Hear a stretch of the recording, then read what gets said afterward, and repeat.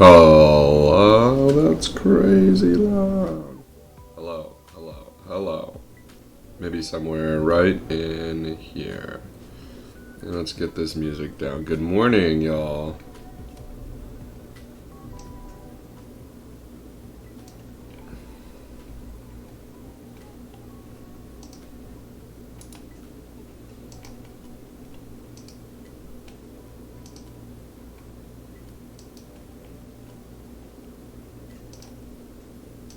Uh-oh.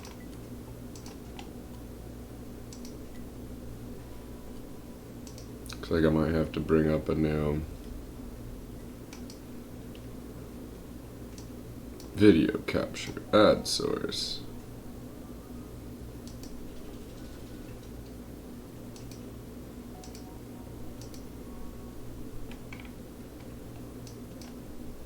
That's so weird.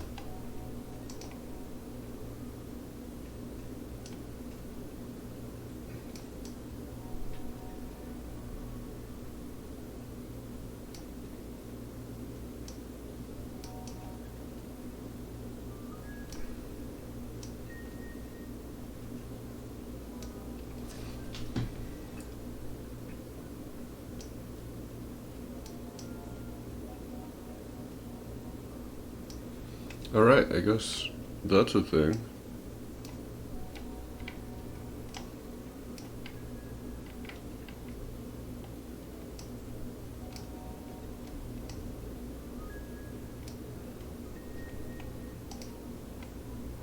There's that. As you can see, the setup is a little different. Trying to work with the space that we got going on here.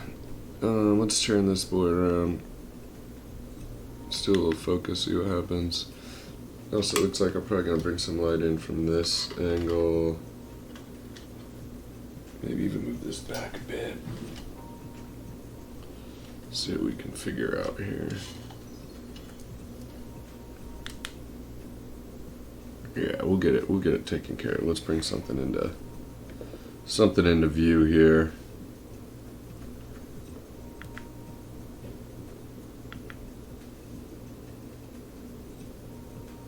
It's not too bad.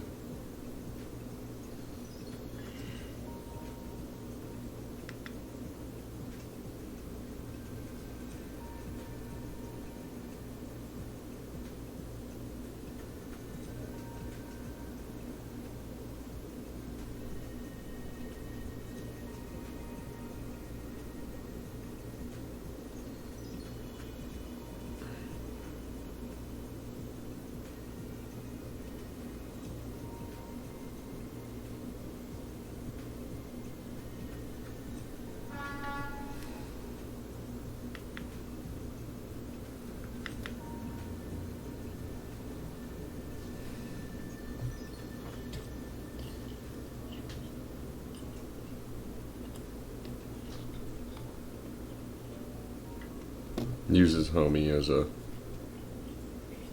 kickstand.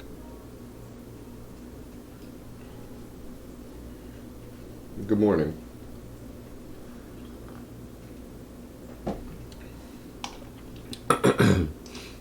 Sort of want to see what's up. What happens if I go screen for this?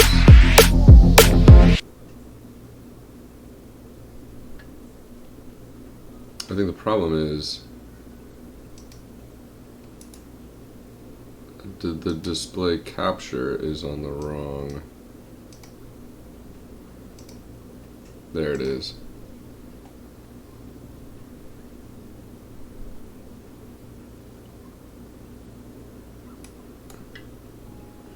Is it though?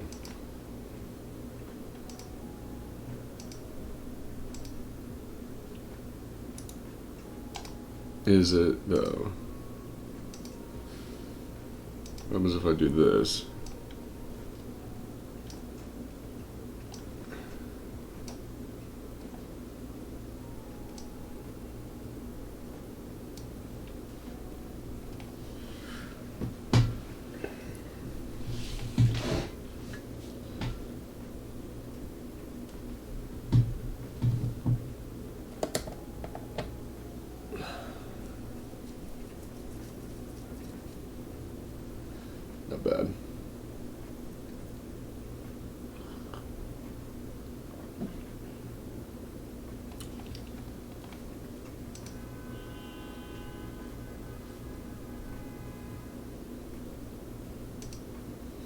So what I've been trying to figure out here is the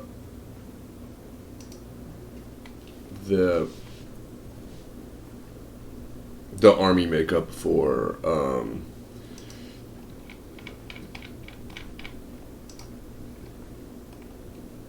this new incoming. Cool. I love that troll. I mean the Goblin King. Oh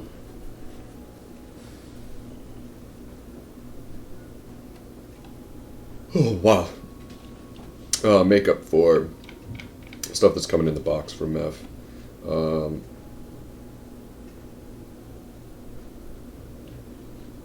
Brain is a little slow today. I gotta go to the builder here. Now, I think I have even WAPD up here. Here we go. I do.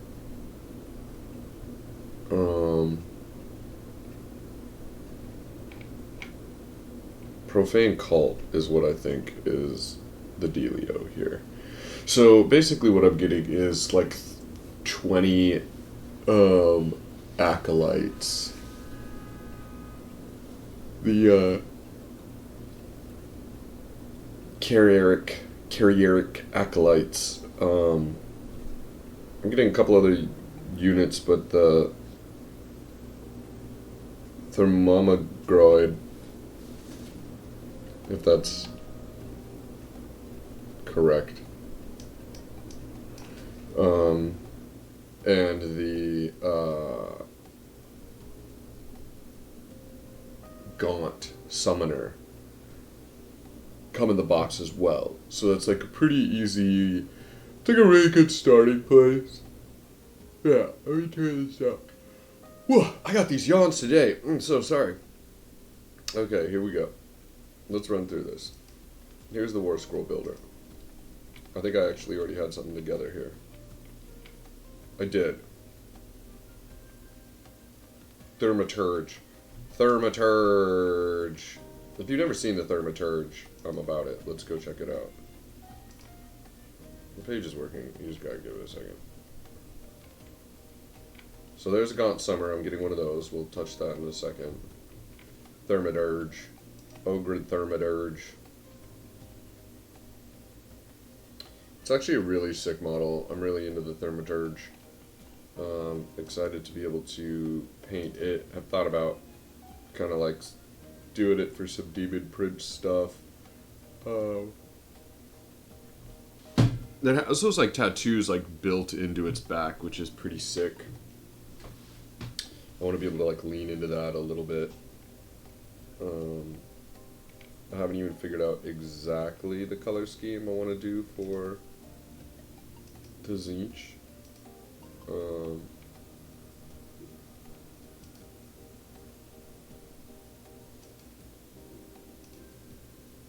I've got flames coming out of things. Okay, so Thaumaturge. What is a Thaumaturge? Very little is truly knowing about the Ogroid Thaumaturges, other than their fearsome prowess in combat. In their rage, their skin writhes with arcane energy. Eldritch signs blaze across their muscular frames. Multicolored flames of Tzeentch erupt about them as they tear enemies apart with their bare hands, giving them the strength to pierce even Sigmarite armor with their formidable horns. Most disturbingly, these creatures are not mere brutes, but possessive of impressive sorceress abilities, hurling blasts of flaming energy at the foe. This multi-part kit contains 16 components necessary to assemble a hulking, imposing Ogroid Thaumaturge, standing almost twice the height of an acolyte and covered in sculpted sigils. He's a model who can be easily painted to represent the incredible arcane power within. He's armed with a Thaumaturge staff, topped with a horned skull emitting magical flame. Alright. This is what this nincompoop does, though.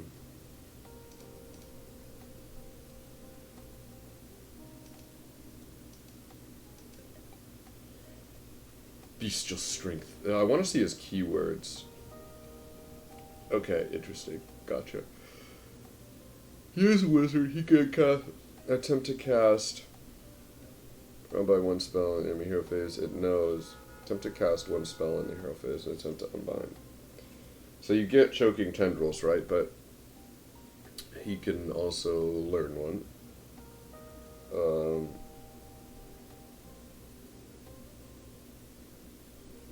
The brutal rage. If he gets wounded, he gets to reroll hit and wound rolls, which, depending on, could be okay-ish. He has 8 wounds.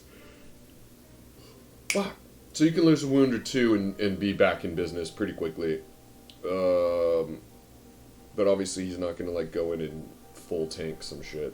That's not his job, especially with only, what, 7, 8, 9 attacks on profile. The -2 rend, though,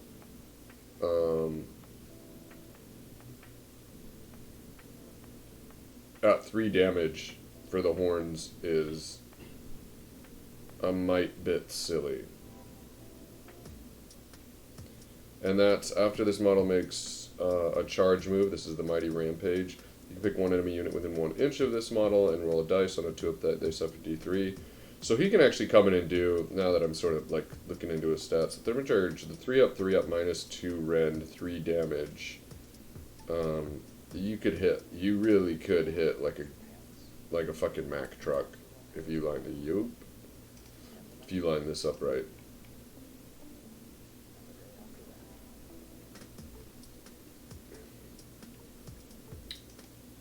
So let's see what our other, that's the Thermocharge.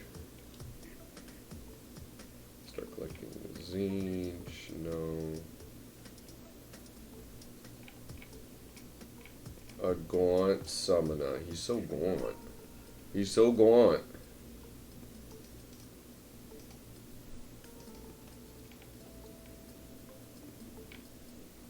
So, that's an interesting model, too. It's got, like, little bug arms, almost. He's stabbing the crap out of this book. Let's see what this... Let's see. Standing high in the favor of Zinch, the Gaunt Summoners are sorcerers capable of shifting the tide of battle single-handedly. Luckily for Sigmar and his allies, there exist only 9 of these immensely powerful beings. Each has been gifted with a change staff and a key to one of the 9 Silver Towers, layers of the hidden knowledge filled with secrets and traps. On the battlefield, they call forth demons from the realm of chaos, engulfing foes in sheets of flame and simply stabbing those who get too near with a mutation-causing warp-tongue blade. Warp-tongue. So these guys are crazy. And I don't know if I like that bit of lore of, like, there's only 9 of them.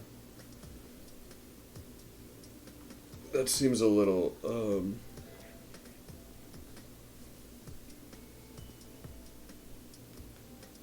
you would think they'd be more impressive. And not that they're not good. They're actually really good. But if there was only fucking 9 of them, you would think they'd be way fucking better. But we also know, for whatever reason, the scale... this is actually something I'm going to ask Meph tonight on the show, is, like, what does he think the scale of, like, Warhammer really is? In AOS, because none of it seems really consistent. Right? It's just interesting, like, when they talk about battles, there's, like, hundreds of thousands of, you know, like, mortal beings or demons, like, going at each other. And then on a battlefield we have, like, you know, 120 is a fucking lot. And also then,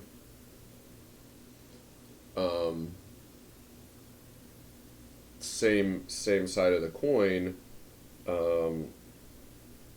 so many, like, characters and things. Like this, there's 9 of them, and they're, like, not that powerful.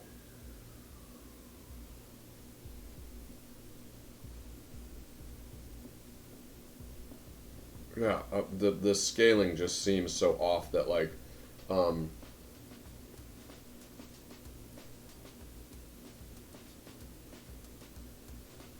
Right, when we're playing battles, there are so many named characters now. Every battle is like this massive battle that was like supposed to be deciding something, and like named characters are dying, and like, and every single battle is this um, beyond epic tale, right? Because every battle already is that, but seems to be this um, like the last one ever, always. And it's like I wish we could change some of the concept of the scaling behind it, right? Anyway, so there's 9 of these assholes. Gazing to infinity with the myriad of glistening eyes, a gaunt summoner calls forth demons or summons sheets of infernal flame to engulf the foe. Good. No, he's got a staff that's got 18-inch range but has 1 attack, 3 up, 4 up, D3 damage. Alright. And then the Warp Tongue Blade also has 1 attack, 3 up, 4 up, damage. Now, again, the Warp Tongue Blade, if we go down here, an unmodified wound roll for an attack made with the Warp Tongue Blade is 6. An attack afflicts D6 mortal wounds on the target and the attack sequence ends. Yeah, totally. So you have to roll a 6. You get 1 shot, and if you roll a 6, then you do D6. Other than that, it's a 3 up, 4 up, 1 damage. It's like the stabbiest, littlest piece of... And I mean, obviously, the reason why you have this guy is he can attempt to cast 2 spells. Enemy units within 1, you cast for each model in the unit if you successfully cast the spell on the 7, and on a 5 or better for each one, you know, you're doing the wound.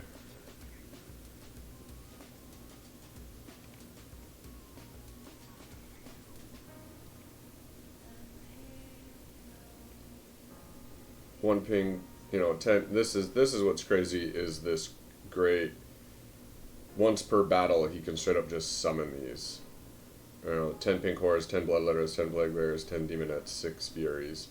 I already have plague bearers, so I'm actually like really stoked to just like straight up summon in some PBs in my Zinch army. I actually really like that.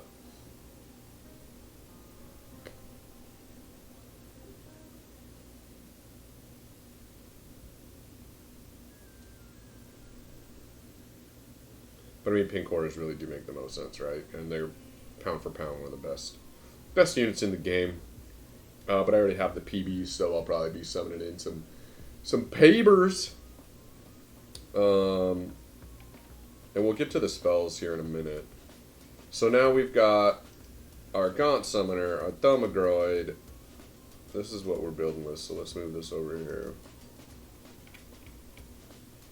Zangor Shaman. I'm looking at this guy too. I want to see Beasts of Chaos right here. Beasts of Chaos right here at Zinch. So that means he should be able to cast one of the endless spells, because I think there might be an interesting Mega Bravery Bomb you can do with Zinch. I think you can do a pretty... I think you can do a pretty crazy, like I said, a Bravery Bomb.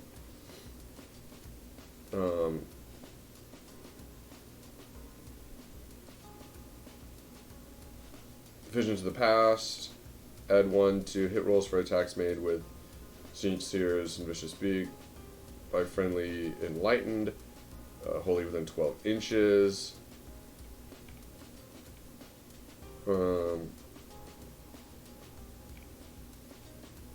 Add 1 of the hit rolls for attacks made with Arrows of Fate by friendly Zangor Skyfire unit, wholly within 12 inches. Yeah, he definitely has an interesting buff piece, and then he, obviously can cast and unbind a spell. And he knows this Bunama Mutation, which is on a 7. If successfully cast, pick an enemy unit with 18 inches of the caster invisible to them. The unit suffers D3 mortal wounds for each model that is slain. You can add one Zangor model to an existing Dengor unit in your army. If you do so, set up a Zangor model within 1 inch of a friendly Zangor unit. That is within 12 inches of the caster. That model can only be set up within 3 inches of an enemy unit. If the friendly unit is within 3 inches of the enemy unit before the models are added. Wah! Yeah, dude. We get it. We understand. You can't put the model within 3 inches. You can't close the gap. You can't make the unit closer by adding the model. Could have also said it like that.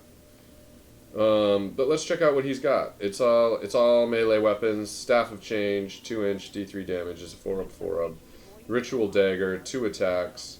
4-up, 1 damage. Not great. Teeth and Horns, D3 attacks, so 1, 2, let's just say 2. 4-up, 3-up, -1 rend, D3 damage. Got a lot of variable damage, which is decent. Can obviously cast some spells.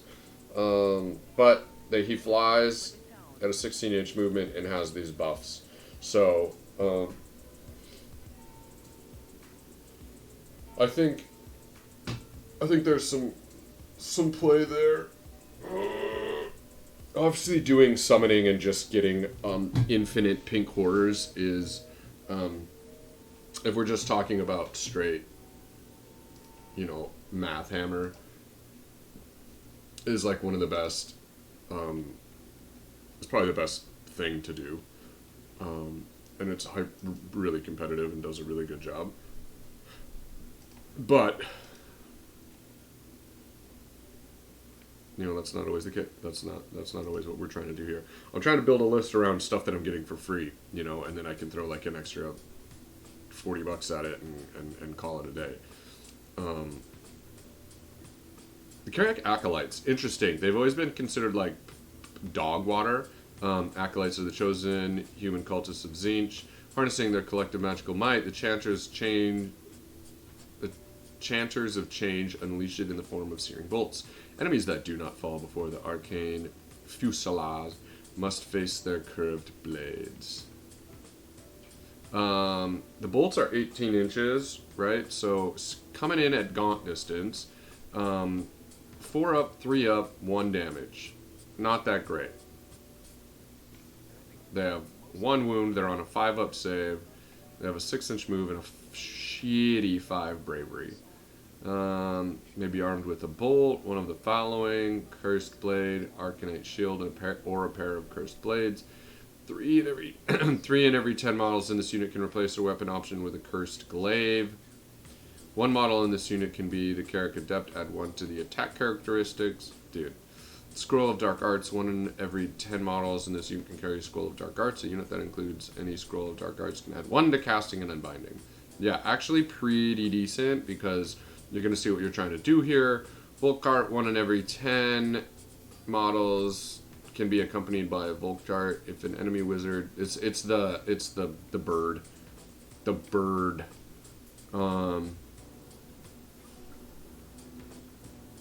Arcanite Shield. This lavishly wrought shield can protect against both physical and magical attacks. Roll a dice each time you allocate a wound or mortal wound to a unit that has any models armed with Arcanite Shield. On a 6, that wound or mortal wound is negated. When you allocate a wound or mortal wound to this unit, you must allocate them to models armed with Arcanite Shields if possible to do so.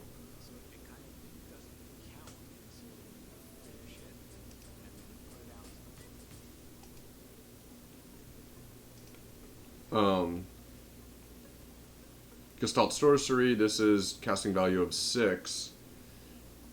If successfully cast, pick 1 friendly Carrick Acolyte unit within 9 inches of the caster until your next hero phase. Improve the rend characteristic by 1. A unit cannot benefit from the spell more than once. Yeah, so that makes sense. You can't just like spam it.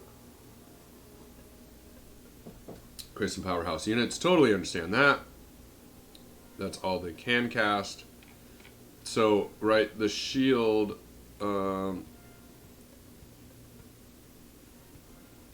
it's only mortal wounds to have the shields, but Cursed Blades, you can re-roll hit rolls of attacks made with a pair of Cursed Blades. So,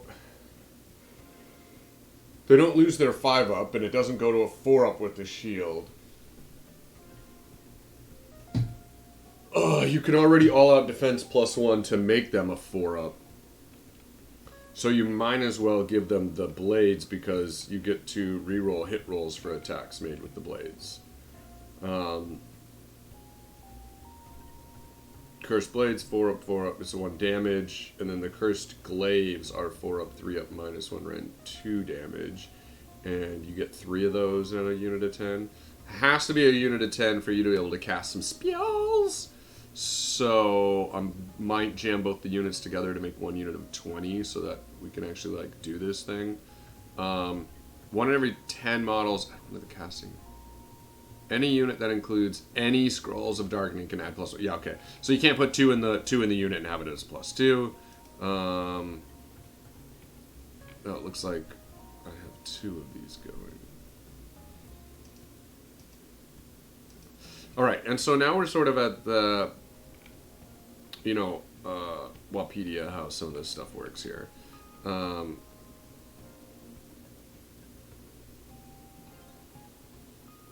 They wish to engulf Akshian warp fire, to melt Shimon, to burn away the mist of Shyish, and the torn glories of Azir to ash. The flames they send propagate fast, feeding on strife as true fire feeds on kindling. Some even walk as an inferno themselves.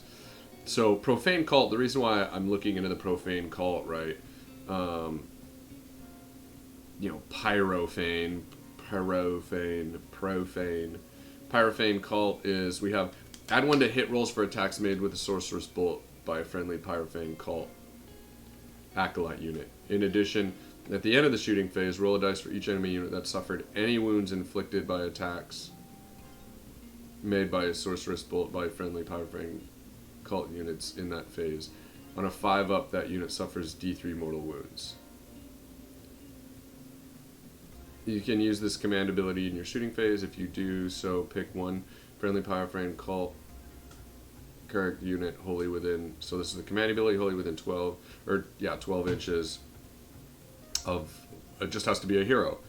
You can reroll wound rolls for attacks made by that unit until the end of the phase. So we're adding 1 to hits, which means it hits on 3s now, and you can re-roll wound rolls for their shooting attack. Command trait has to go on somebody. Subtract 1 from hit rolls made with missile weapons that target this general. It says general. I don't think they realize. I mean, you can have more than 1, right? Like you can do some stuff to get some more command traits. Anywho, artifact of power. If the unmodified hit roll for an attack made with a missile weapon by the bear is 6, that attack inflicts D3 mortal wounds on the target and the attack sequence ends. So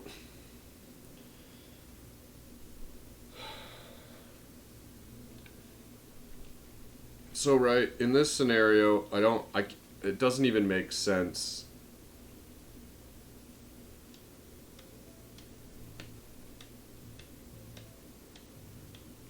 I mean, I guess I could make the Thaumaturge the general. He takes the command trait, -1 to hit from shooting. I mean, he only has a 5-up as well.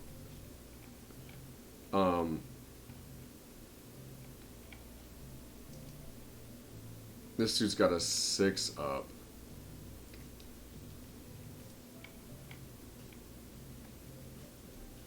But he's the only one with the staff. And it already does D3 damage. You just, obviously, if you roll a 6 on that first 3-up attempt, it automatically goes to... It just straight goes to the D3 damage. And I think it's D3 morts, right, is what it said. Yeah, it goes straight to D3 mortal wounds. Okay, this is the only one with acolytes that makes a lot of sense to me. Maybe if you were trying to run something with... You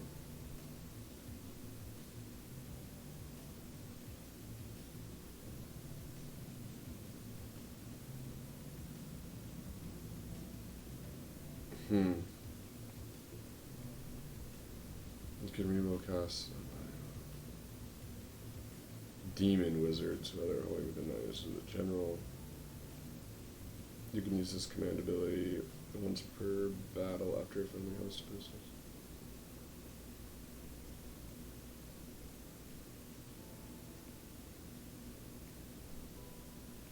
Yeah, but I mean, you get to try it. You can use this command ability once per battle. After a friendly host duplicitous horrors of Tzeentch unit is destroyed. If you do so, roll a dice on a 5-up, add a new host duplicitous. Dude, what? And their whole shtick, their ability is units within 3 inches can't retreat. That's fargan space trash, dog. Host Arcanum. Once per turn in the first, third, and fifth battles, friendly Host Arcanum wizard attempts to unbind a spell. The spell is automatically unbound. Now, this is... I'm also sort of tempted by this. This is actually not bad. First, third, and fifth. Yeah, just not a bad... It's once per turn, so it's not per wizard, but it's Enly. It's Enly. It is any Host Arcanum wizard can just auto unbind. I actually kind of dig that.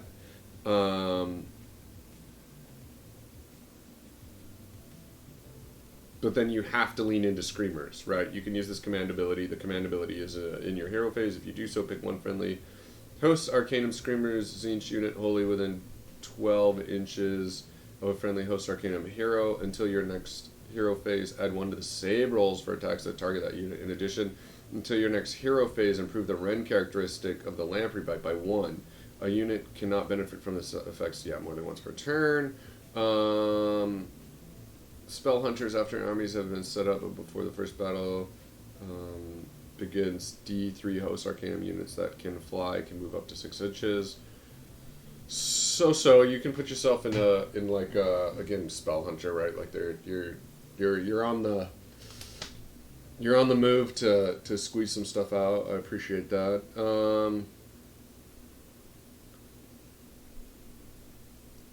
Fanged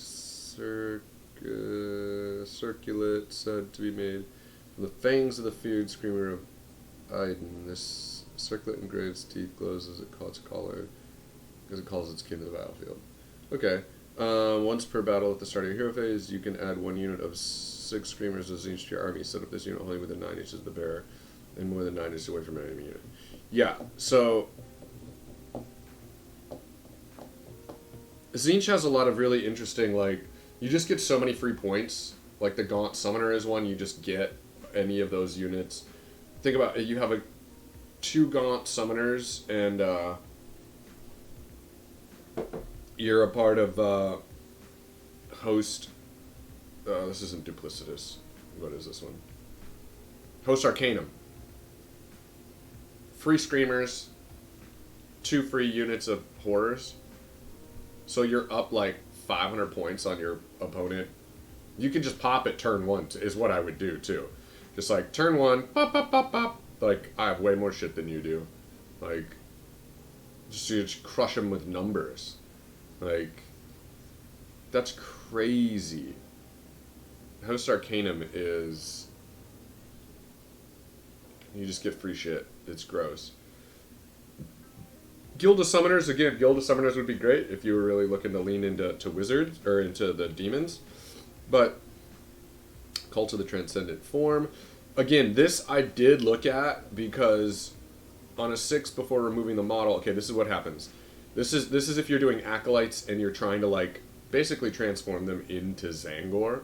Roll a dice each time a friendly Cult of the Transcendent Form Carrick Acolyte model is slain in combat. On a 2 through 5, before removing that model from play, that model can fight. So it gets to fight again. And on a 6, before removing that model from play, you can add 1 model to a friendly Zangor unit within 9 inches of the slain model. The new model can only be set up within 3 inches, the same as the rule 4 of an enemy unit. If that unit is within 3 inches of that enemy unit. Yeah, I should have said you can't use it to make the unit closer.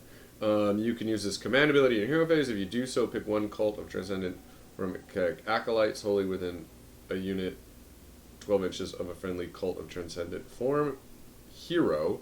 Until your next hero, each time acolyte model from that unit is slain.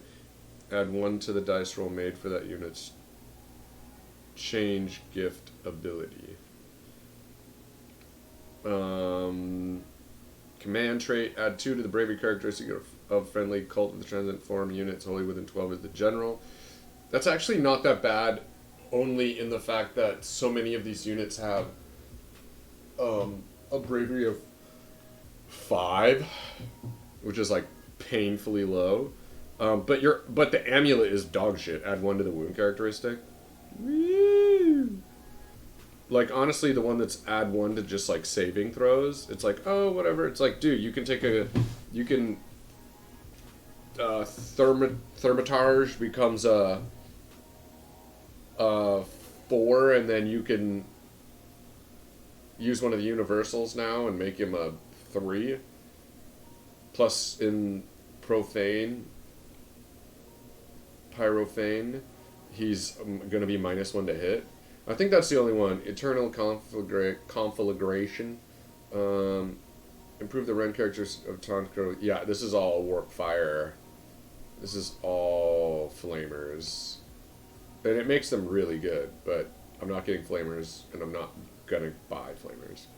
Because this whole army, like, you are only flaming. That's all you're trying to do. So I think I really like the Profane. Now, if we go look at what some of these are again, like some of the bonuses that come out. All right, let's see here.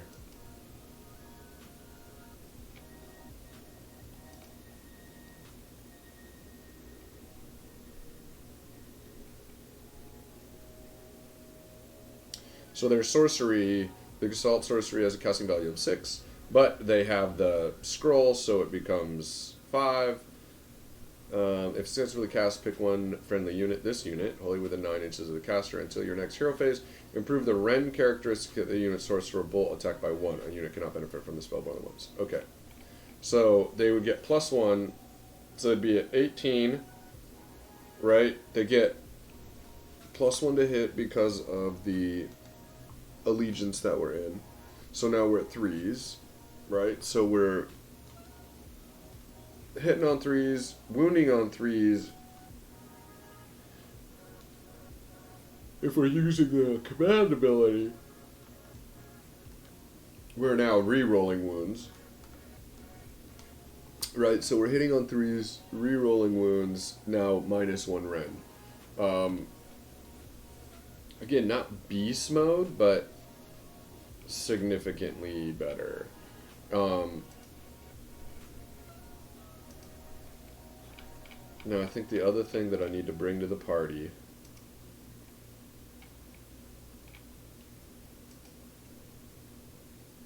this is some Zanny bands.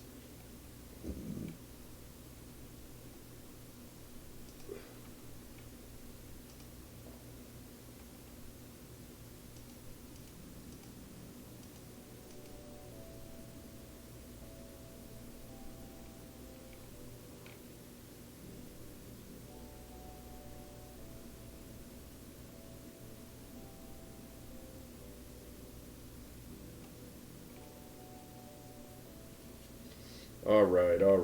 Here we go. 2 wounds. 5 up save.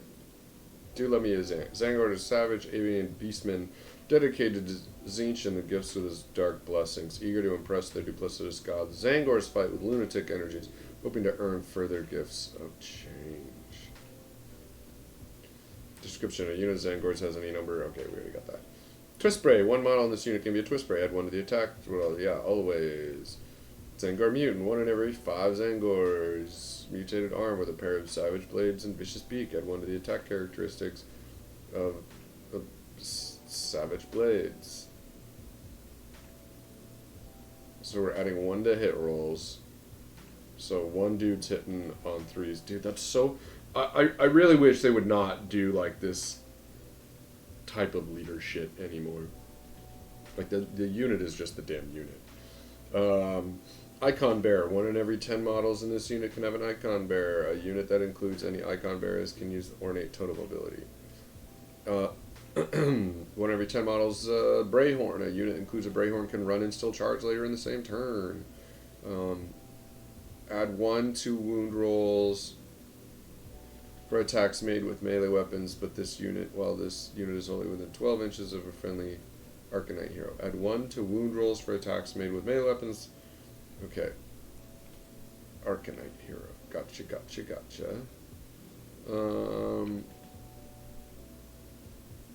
Same, their shields are doing the same thing.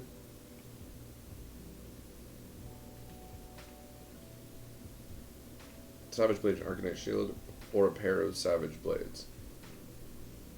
I think the pair of Savage Blades again makes more sense. Because it's not adding 1 to save. It just lets you bounce a Mord on a 6. Well, this unit has 1 or more icon bearers at the start of your hero phase. You can pick one unit within 18 inches of this unit that is visible to it. Roll 1 dice for each wizard that is within 9 inches of this unit. For each 4-up, that unit suffers 1 mortal wound. Right, so any wizard. Doesn't just have to be yours. It's just any ass wizard. Acolytes, cows, wizards. Basically everything in a Tzeentch army can count as a wizard. So that's where the, like... You know, is there a way... I mean, there has been. We've seen it. You can actually, like, mega bomb with this. Add 1 to the attack characteristic to this unit's melee weapons while it has 9 or more models. Add 1 to the... What is it? Paired blades. Oh, add 1 to the hit rolls for attacks made with a pair of Savage Blade. These literally should be switched.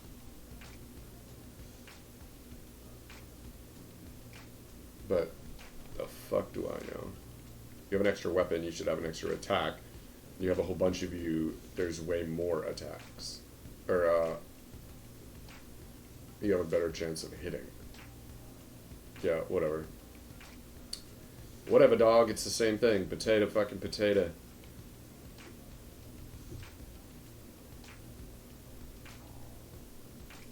Potatoes.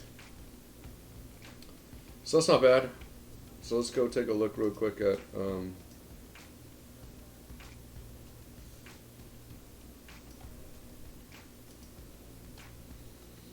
how we want to build this out.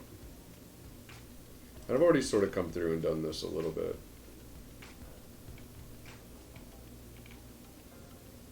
Tzeentch. And we say we're going to do Profane Cult. Maybe a little actually. I'm not quite sure. So I'm still...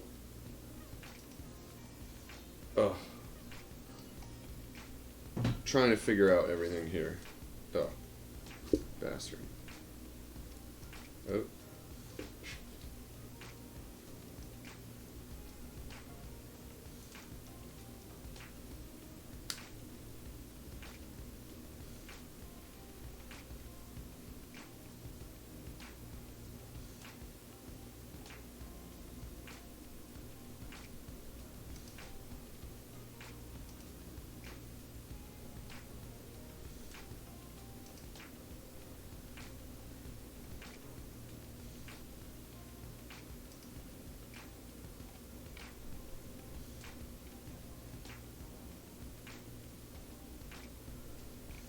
Alright. Oh, they only have the 3 here. Sever the head, ensure none of your opponent's heroes.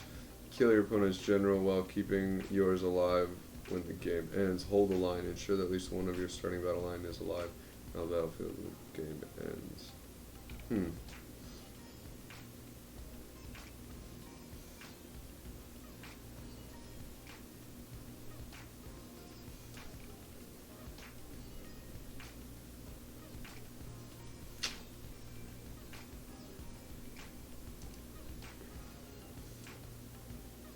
Yeah, I really want to know what prized sorcery is, honestly.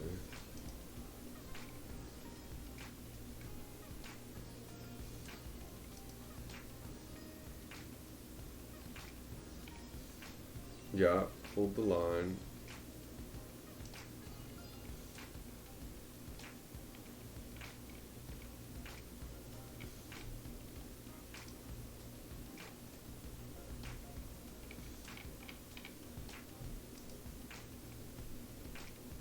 Mm-hmm.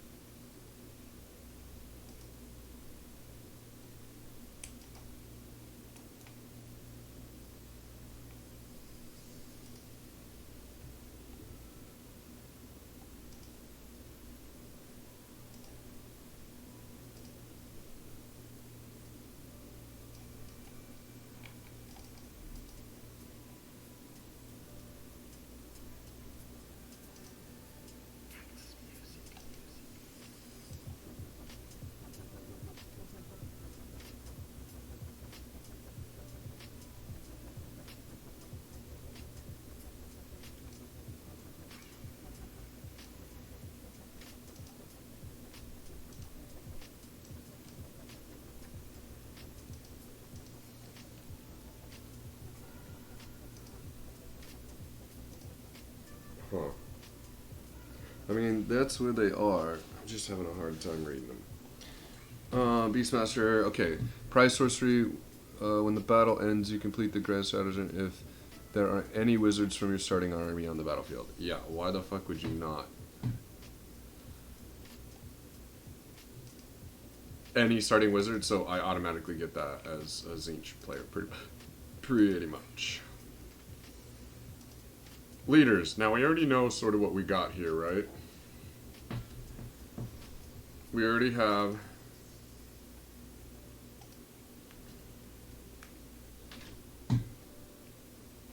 We've already got... Coming in, a Gaunt Summoner. Look at how expensive those bastards are. Yeah, because you're paying for that ability, right, to just summon a unit. That's crazy, and the best value has to be pigs. It just does. It's best value, and so they have to like bake that into the cost. So, and then Thaumaturge. All right, so that's 420, bro. Smoke it. All right, so we're getting acolytes. This is what comes in the box, right here. There's some other stuff too. It sucks. There's like there's like 6 Zangor, couple of pink horrors,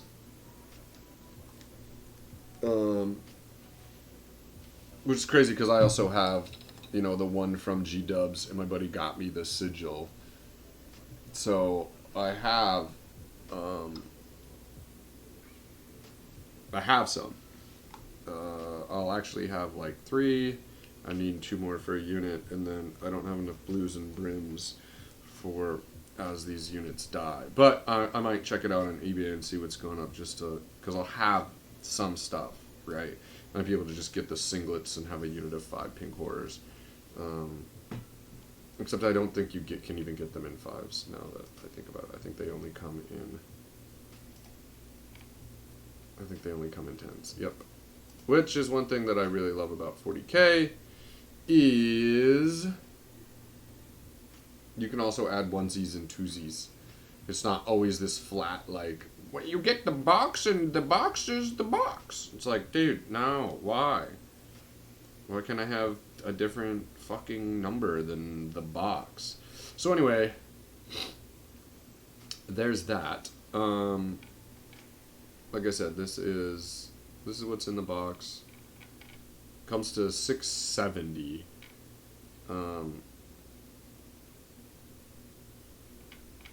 And we all know me, I always shoot for the 1,000 points right off the rip. So you actually only need 2 battle line. You also only get 4 characters. I'm sort of just like winging this part here. As to like how it works. But then I was like, the unit of Zangor, right? Like get 1 unit of Zannies. That's not bad. And if I get a unit of Xannies, though, I'm going to go like this. And make this a unit of 20. And we'll keep the Zanglers there. Maybe, though, 2... Yeah. Even though, right, like 2, I could get that extra little thing out. And then I have the Eyes of 9. And I don't think I'm going to, like, run the Eyes of 9.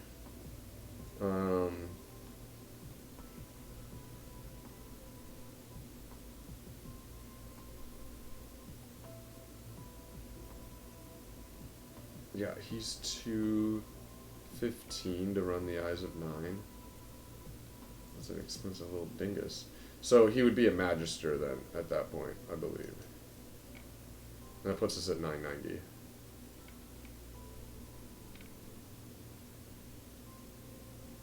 So let's go look at a Magister really quick. See if it fits the schema. That's a Magister on disc. Should be just a little. There he is. Whoops.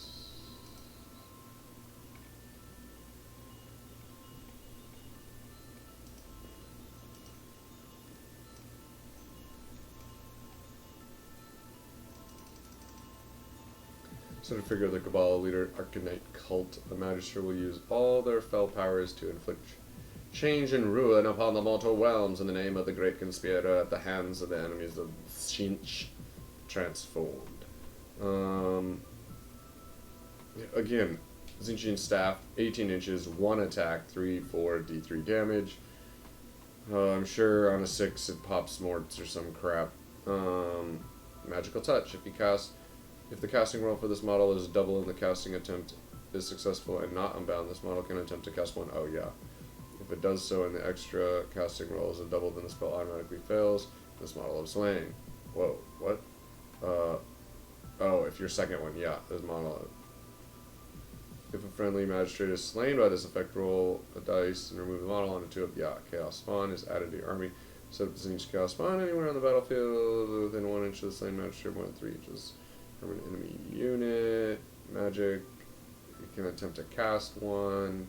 And he knows Bolt of Change. Bolt of Change has a casting value of 7. Successfully cast, pick one enemy unit within 18 inches of the caster invisible to them. That unit suffers D3 mortal wounds. If the models were slain by this, before removing the first slain model, you can add 1 Tzeentch Chaos Spawn to your army and set it up within 3 inches of the slain Jinjinja. So, I mean, you could spam some of these Magisters, right? And try and just, like, get...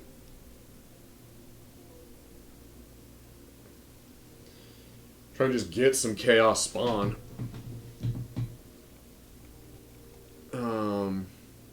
I think that's what makes Tzeentch kind of powerful and is its ability to get free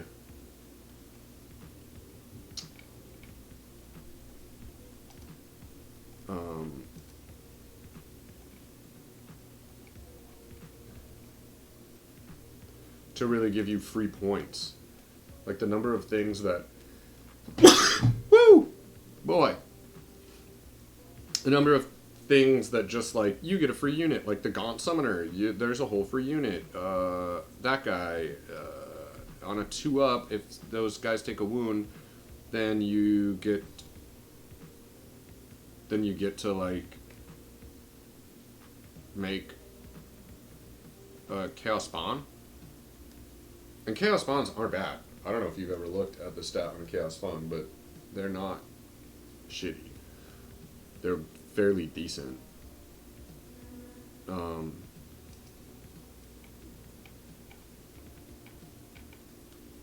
So Lord of Change, I do fucks with a Lord of Change, right? If I was gonna, let's just build this to 2K for like kicks and shiggles.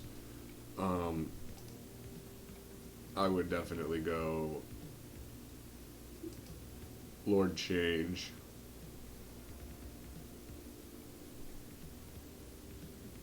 I mean, look at that. That put us to 14 right there. I might even go Lord Change.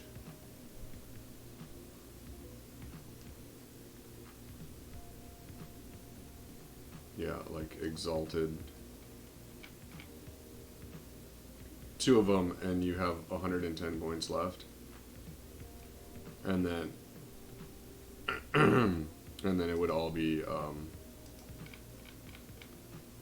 yeah, boom, 25 points left, done. I was gonna say then it's all endless spells after that. So my difference between 1,000 and a 2,000 point army is literally 2 Lords of Change. And like a spell. And an endless spell. 2 Lords of Change and then a spell. Because Lords of Change are sick. Yeah. And I'm sort of on the fence too about like a Lord of Change and 1,000 points. I think from playing Nurgle, I've noticed that it gets really dicey. It gets really dicey. It seems like you really want to. You're like, yo, yes, I want a great unclean one in 1,000 points. And yes and no, right? Like the problem really becomes it's such a massive part of your army, you know, that like any losses are pretty catastrophic. When you start losing, like when you lose a greater demon at 1,000 points, that's, I mean, you saw it's like 400 points. So it's like almost half your army. And sure, it's going to be strong. Like, it's good. But it can only be in one place at one time. And once it's gone, that's like half your army gone. Now, the Great Unclean one isn't as expensive. It's about a third of your army. Great Unclean one is like 320. Lord of Change is significantly more. But at the same time, like,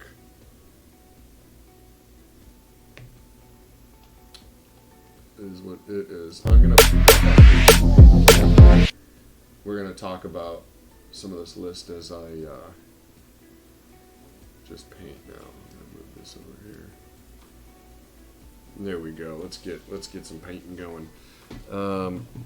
I am excited though too. I can bring this guy back up here. This is the this is a little Zinchin dingus.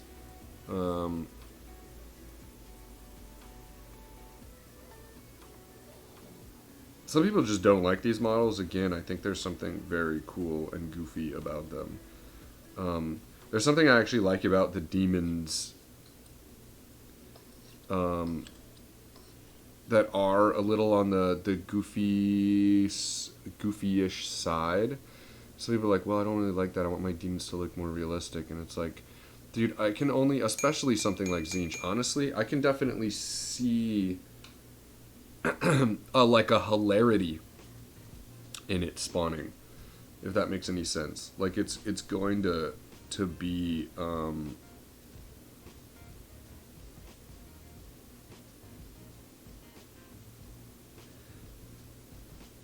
like almost comical in its existence. And I think that's cool. I like how like goofy and weird it is. And I had one person sort of complain to me about like how it looked or whatever, and like, oh, there's so blah. So I changed it. He like changed it, and it was cool. Like, don't get me wrong. He like chopped them all down and did this thing where he basically glued them into like balls. Like all their limbs were off like a single kind of space, you know, because he's like, oh, they're supposed to be changing and stuff like that. And I was like, dude, totally, I get exactly where you're coming from and what you're trying to do here, and you're doing it well. The only thing that I'll say that is like a little, it's like you didn't change what you sort of said you didn't like about the model. That's the only part I found a little funny, a little comical. It was like, oh, you didn't, sort of the same old dingus. You just like really, you rearranged the motherfucker's limbs. Anyway, this is, I'm really I'm really loving how this motherfucker is coming along. So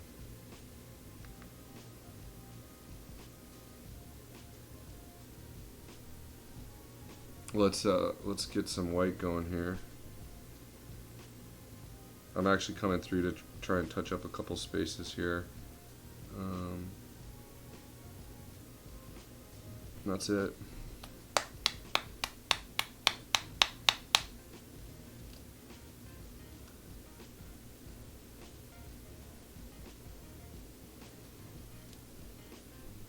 Alrighty. Pretty small little brush. Maybe the triple just to like get us started, especially since it's sort of split a little bit.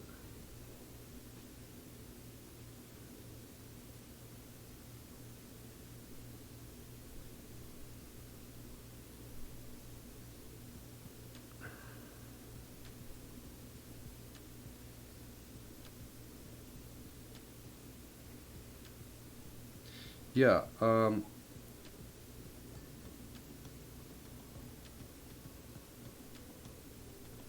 you know, and I don't really intrinsically have an interest in just like a straight up Zinch army necessarily. I don't not. I've always really sort of considered Zinch. If I had to pick a god in real life to worship, Zinch is high on the list. Change, knowledge, those things are attributes that I appreciate in the IRL. The thing that I would probably never do Nurgle, and so that was sort of one of those drivers too as to why I started there. And I've always appreciated the aesthetic and some of those other things about Nurgle, but it was never quite like, you know, my personal cup of tea, and I was a little too emotionally tied to the like, well, I wouldn't worship that, and it's like, well, dude, you're not worshiping it now, like, you're not. It's not real, bro. So like, have some fun with it, and so that's again that have some fun is definitely how I got into Nurgle as I am now. And they do have things about the playstyle that I do appreciate. Like, I do like tanky things that sit on objectives and like ask those questions of the enemy to they're the ones that have to make the decision, right? Like, your decisions are fairly straightforward. And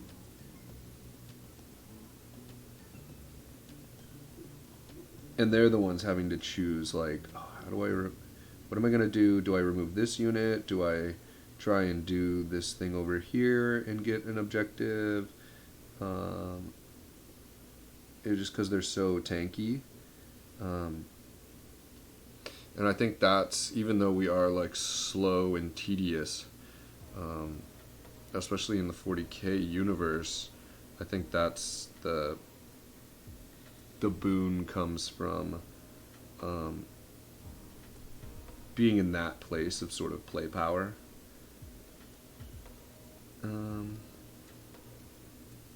Which is like really interesting, right?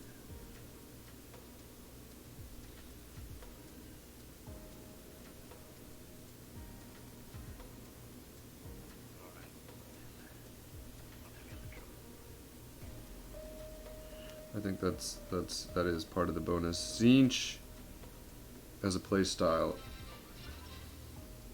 Pearl Jam 23. Shouting it out, what's up? Definitely they're not watching. Not sure exactly who you might be watching on, but Pearl Jam 23, what's up? Thanks for the follow. Maybe you're on somebody else's stream who's streaming my stream. Streaming the dream stream. And, you know, Zinch,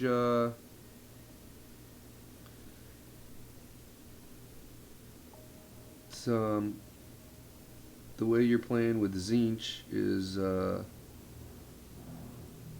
it's almost like a Magic the Gathering red deck, you know, like you really are just trying to like aggro blast some stuff. And part of it isn't necessarily, I would say, super fair either, because, yo, Pearl Jam, what's up? Oh man, hey, just saw you actually like blast out there in the chat. Yeah, so I was working on the bass yesterday.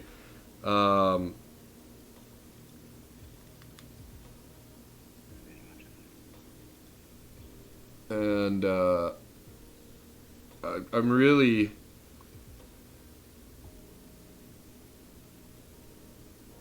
cool, man. I love that. I love your name too. Um, oh wow, why is my chat box all goofy here?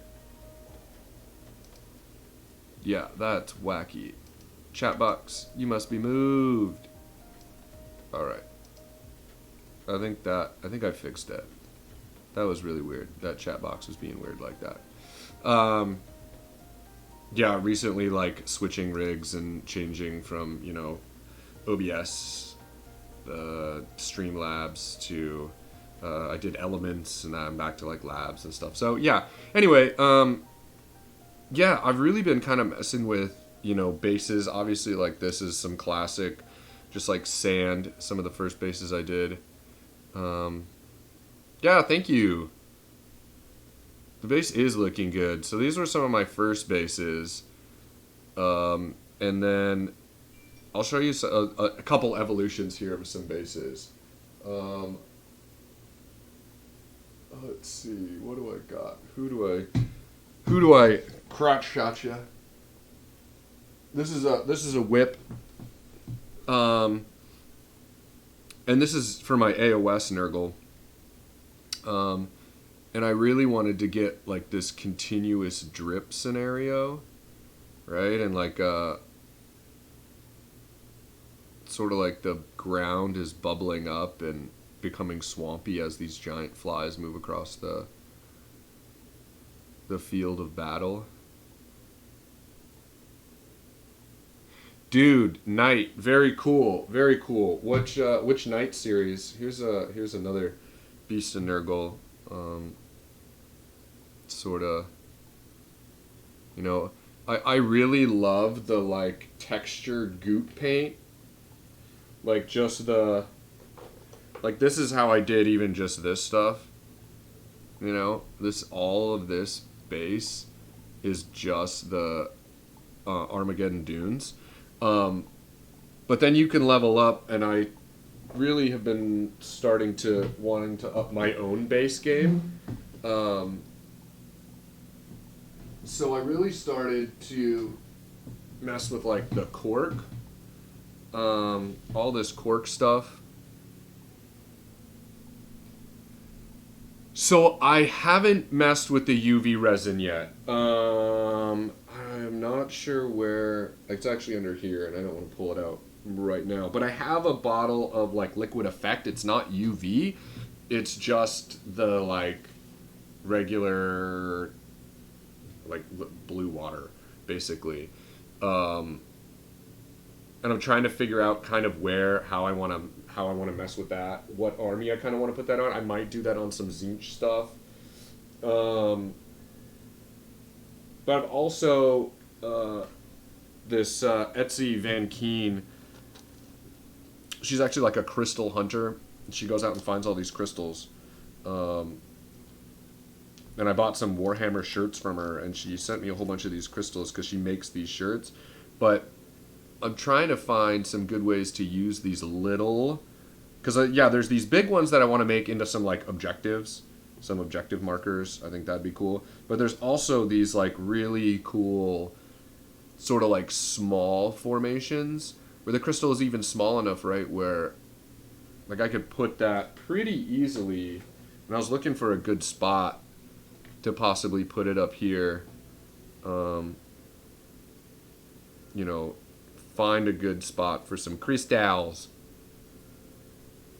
on my my munificent blight hauler. Necrons for sure come to mind. Yeah. Yeah, you could even do, especially some of these clear ones, right? Like you could probably put the Tesseract, which is like one of my favorite colors. That's what I love about this super green. I'm about to slime this guy up a little bit more. You could totally Tesseract green some of these clearer crystals, and you'd get like a classic Necron super glow for sure. I love the Tesseract green too. I'm just addicted to it. I like went a little overboard in a great way on this guy's base with Tesseract and even on him. I like got the color and I love the slime and it just looked like Nickelodeon Nurgle. I'm like kind of into that vibe right now. Tons of maggots, tons of green shit.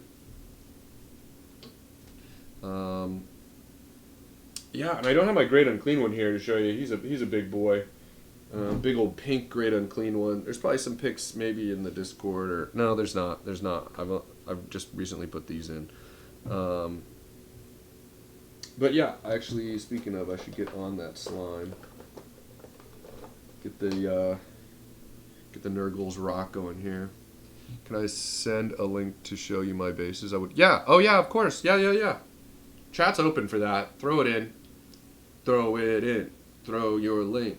Let's go. Link. Opinion, advice, sure. Give it all.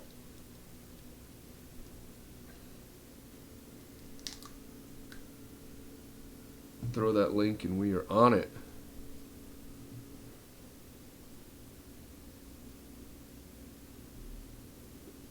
Alright. Ooh. There's the link. Alright. So I'm going to probably not eat, but get a little smoothie while I do this too. Get a little smoothie in. Alright. So let's actually go. Bazunga.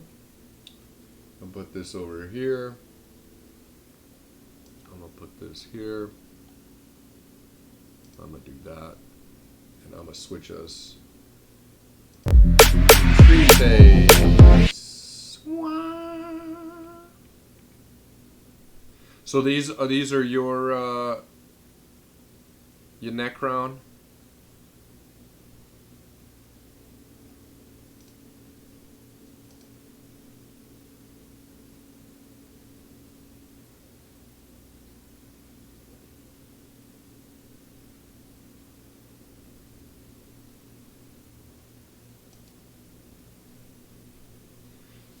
Yeah, I like. What did you use here? I mean, I definitely see some layers. It looks like you're putting some guys up on some things here. Blood Angels, very cool. Let's just go see what we got here. Let's go for. Oh, I haven't signed in here. That's fine. I'll be able to find you on my own Instagram. Easy. Elder. Cool, great model. I gotta come back through and sign up.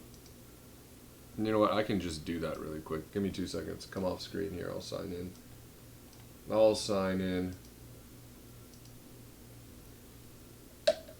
Let me sign in.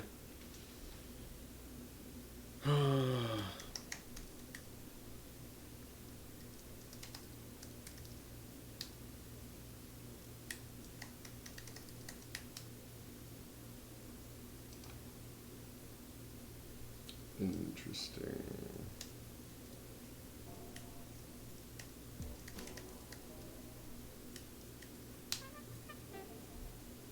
Also interesting. Oh my god. Yeah, it's because my email isn't right. Oh my god. Don't you hate when you do that? You like do your email wrong? And it's like, password is not right. And you're like, what? No, it has to be.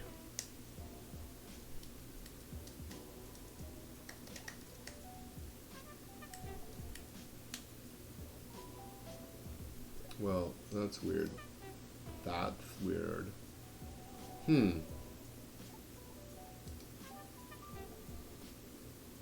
No.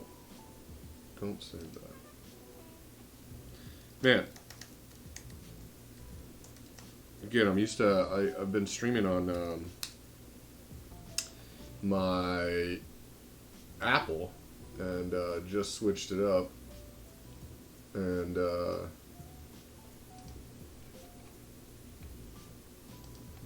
so, you know, I don't have all my saves. Everything's not linked up. Next. Get this linked up. Sorry about this. Normally this is just like good to go.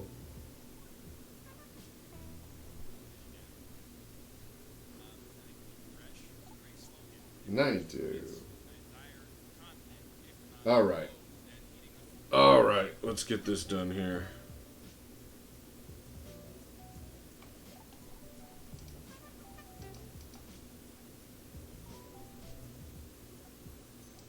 Okay, let me put this in. Yeah, I'm curious to see what you got here, my guy.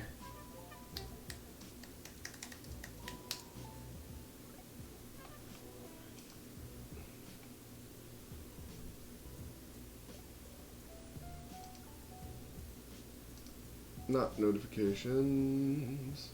And then let's bring this guy back. Kapow.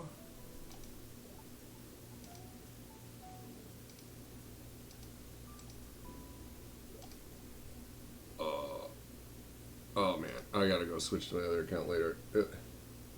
Where are you streaming from? New York, New York. Didn't mean to do that either. I wanted to come back up here.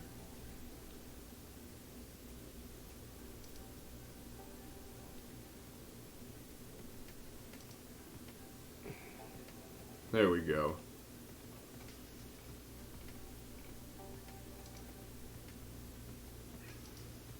There we go. Yeah, nice guy.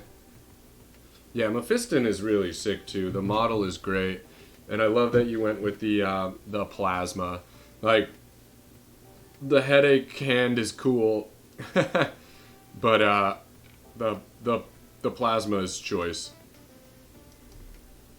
And nice highlighting on the cloak there. That is really nice. That is goot. Windsor, UK. Ooh, I also have really been in love with people doing this like different type, this sort of like two-tone on tank scenario. I think it looks good. I think it makes a lot of sense. I also like what you did with the doors here. That's awesome. Yeah, looks good. Das gut. And you got little bars on the back, little nameplates. Very good. Very good.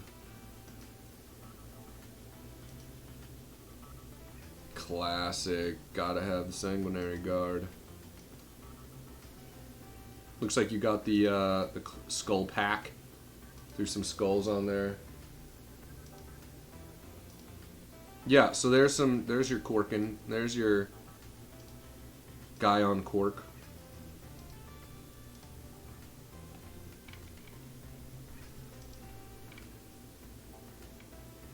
Some scenery, getting some scenery done on the carpet there. Love that.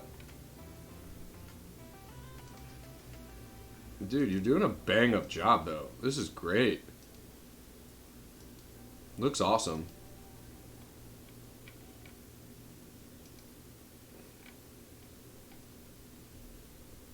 Dreadies. Yeah, this is such, man, this Blanche stuff, yeah, exactly, is so good. This John Blanche stuff is so good. That's really when I started to get into Warhammer, was 3rd edition. I was really into a ton of that artwork.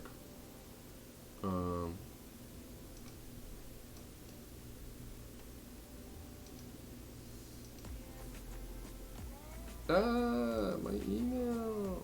Doesn't matter. I don't really care. Alright, cool. Well, let's actually switch this first.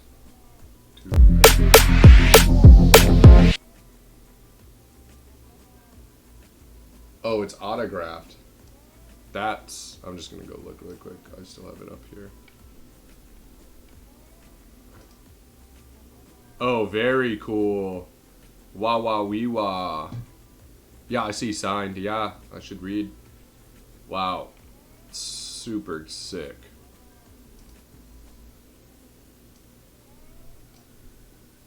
Oh yeah, that was a big... all that art really got me into Is Legend, correct. Yes, sir. Is an absolute legend. I mean, right, really helped, like, solidify, that iconic grimdark image. I don't think that, 40K would be what we know it, like, as it is today without his art.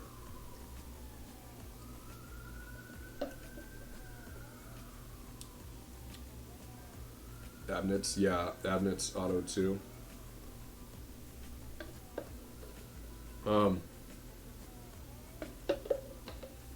I really miss some of the overall concepts too, around like the Rogue Trader era stuff. It was like a really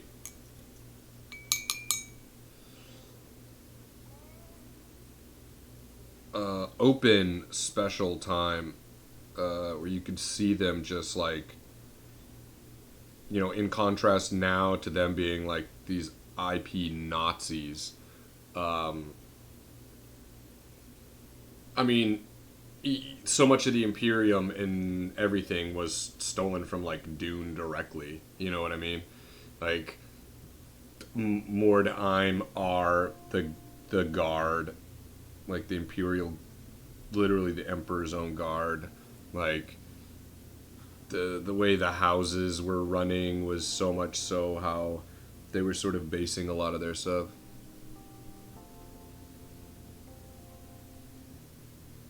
I've gone hardcore though and busy. Yeah, tell me more. Which knight are you building? What's the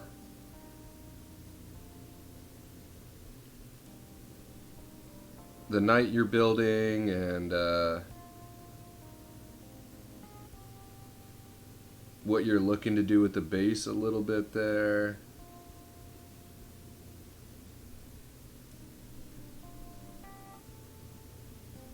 Make sure I'm in stream here, right? Get some good light on here. There we go.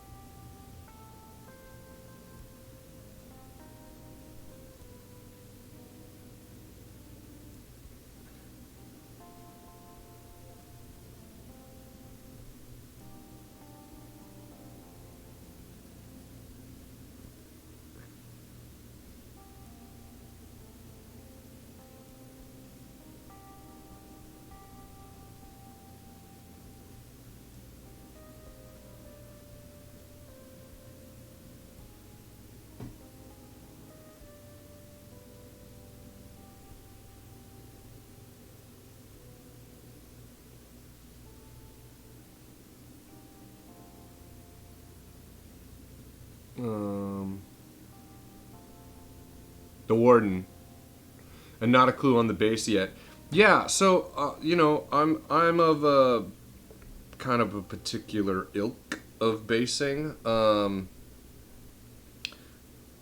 obviously like crazy bases. Yeah, dude, Castellan, depending on how potato. Anna Valiant, cool. Too, so years of painting, yeah, man. Although I found that I do really like a trench style, very cool. Yeah, I dig that. I have found that I actually love a very large base, or a very large model, and subsequently a base as well. I feel like they can actually be a little bit easier to wrap your head around painting wise, because you do have so many more like flat spaces, right? Like I'm dealing with a some Gene Stealer cult right now, um, that are sort of like killing me because they're so small. They have so much detail and so small, if that makes any sense. Like they're equal parts small and detailed, and they have so many. One of the challenges I find is when they have so many different um, varieties of materials. When it's like, oh, they have bone and cloth and chitin and skin and, do you know what I mean? When there's just like a plethora of like uh yeah, really just materials, right? It's just the less material. Like the Great Unclean one took me like no time at all to paint. I've got an airbrush, should help. Yeah, treated myself after painting the repulsor by brush, and that nearly snapped me. For sure. And that's exactly it, right? Like, an airbrush is going to make way quick work of a whole bunch of that, um, as it should. And you can do it with some, you can do it with a little pizzazz, a little flair in there, huh?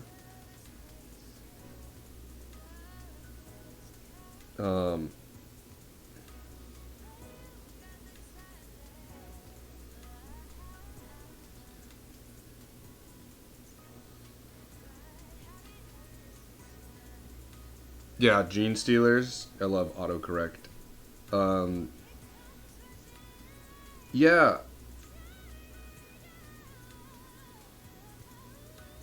yeah. I've like sort of just recently gotten into that. I've been writing for a while my own half, lots of imagination, only a little paperwork of my own Rogue Trader. Um, my own Rogue Trader, and the part of the Rogue Trader's crew um, has been infected, and it's obviously going to take them a little while to figure that out.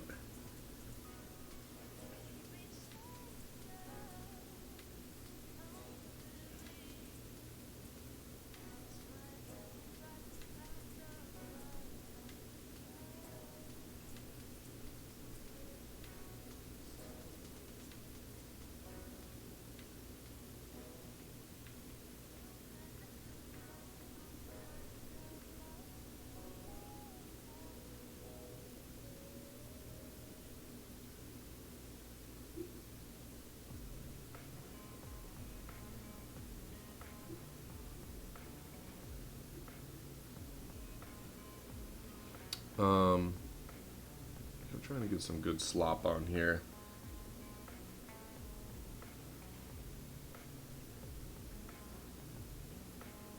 Like some tasteful slime, you know?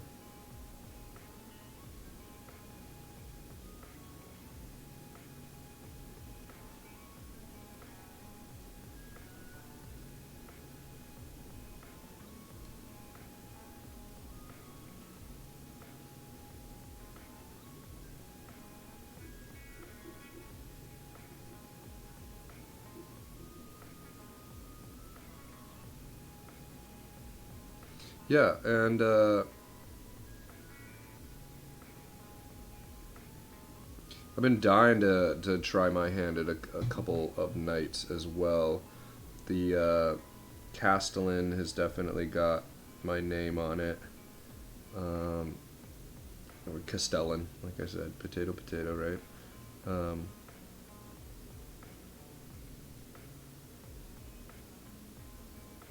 yeah, this poor guy. Yeah, this guy has. That's sort of the goal here. Is I was kind of going in a yellow direction, and I actually saw some really good inspiration online myself and was like, man, I kind of dig. And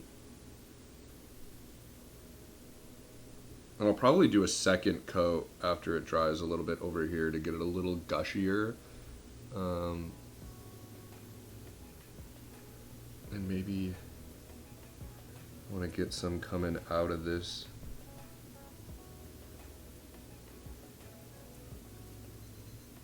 Down there. Do the same over here.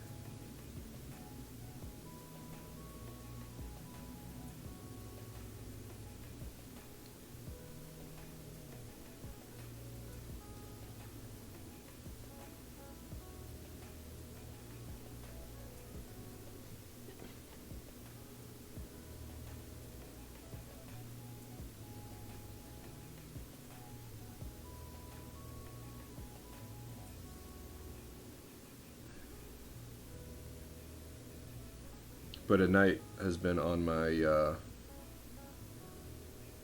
to-dos for a minute now. And like I said, I have Imperial Guard. I also have Gene Stealer Cult. So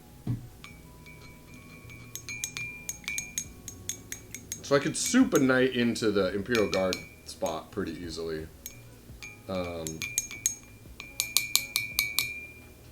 Which I'm about. I know it's not as good as just running a night faction, but Knights seem to be in a little bit of a tough squeeze in 9th right now. MSU is such a driver rules-wise. And not that I am, some hyper-competitive player. But I think that the meta, I think we should always everybody should be on a little bit of a meta watch. Just because it lets us know the health of the game and the direction that designers in the community are sort of going.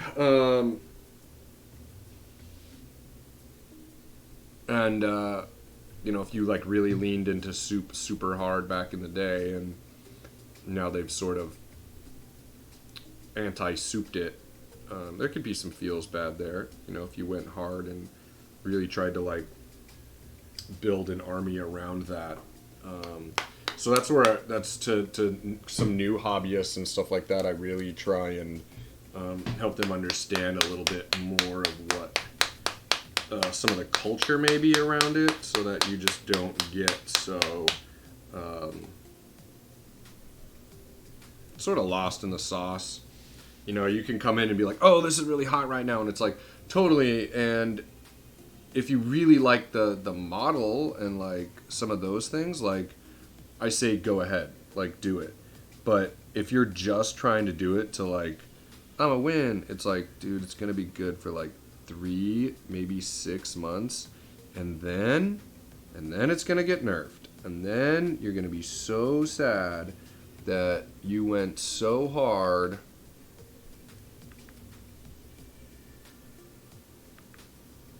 Ooh, why is my camera being all goofy?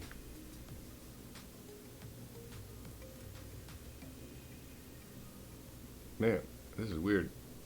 It's like getting real... It's getting... Oh. I'm pushing the wrong button. That's why. My camera's all jacked up. Nah, dude, you're all jacked up.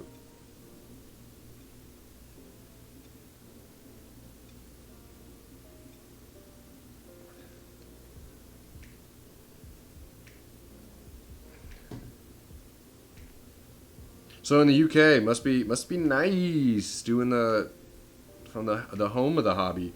What's how long you been into the hobby?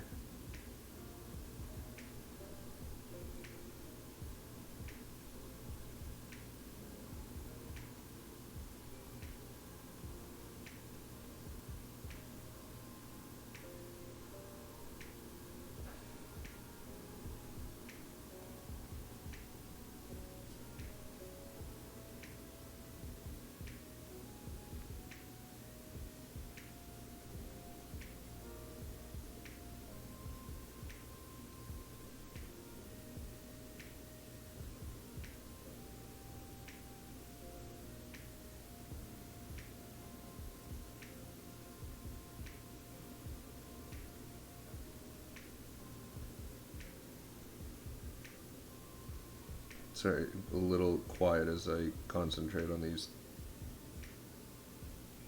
tiny Cheerios that I just painted on there. Just under 2 years. Very cool. Very cool. New to the, new to it. New to it.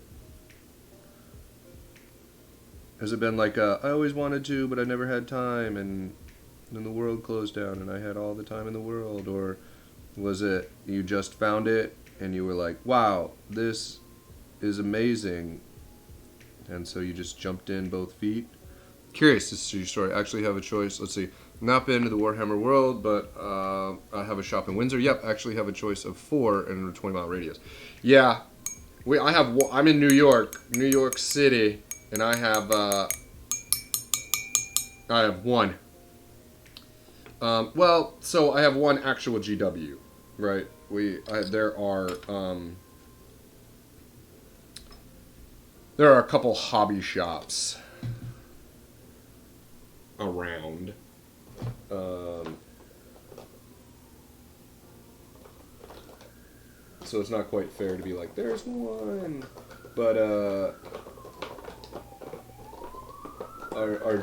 there's one local G Dubs, and nicely enough, it's not too far from my house. Quick little train ride south, and I'm there. It's Screamer Pink. Here we go. A little Screamer Pink. Let me get this shaken up here. Do a little focus down here. Boo.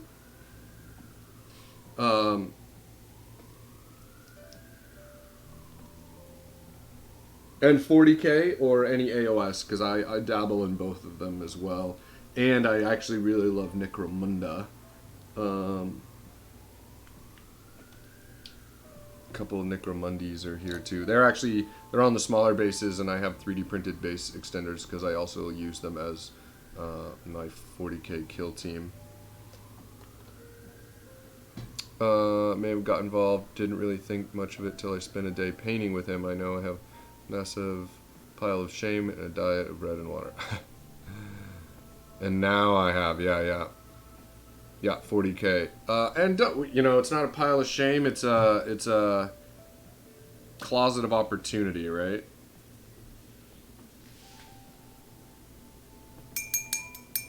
Yeah, especially when you first get involved, man. Living in New York, I have been really trying to be able to manage how many minis I'm bringing in, because I just don't. Space is a commodity, and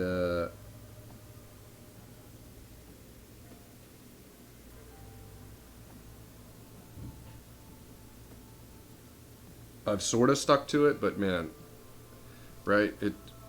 To do the thing and play a game and stuff like that, you gotta have enough minis. That's why I have been drawn to some more elite, trying to be drawn to more elite armies, but my horde brain always gets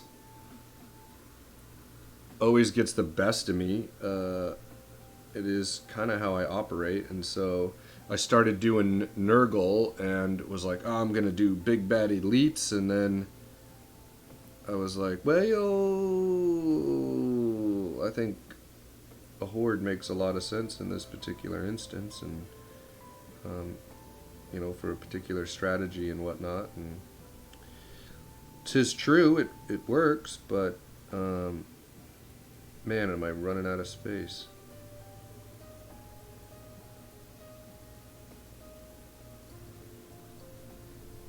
In fact, I have a really nice new hobby station desk coming that my wife just got for me. Super excited about that.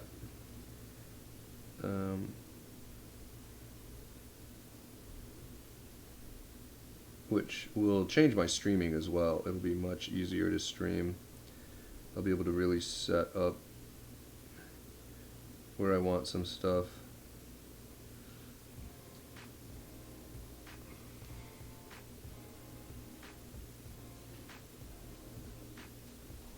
Also, man, I know it's going to be late.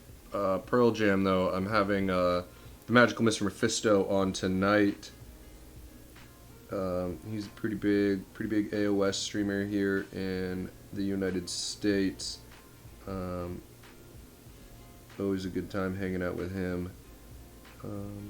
If you find yourself up, it's going to be like 8 o'clock at night Eastern Standard Time, so probably like 4 in the morning.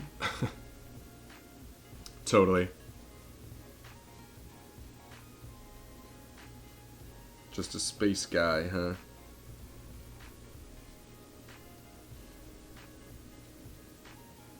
Just into the grim darkness. The grim dark.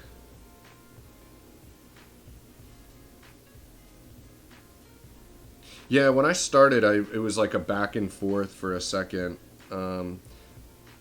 Sort of really got into it from a fantasy perspective, and then saw that there was sort of this 40K aspect, and was like, wow, this is actually really cool too. Just got 5 p.m. there. It's half after 12 here. So, yeah, my math was close.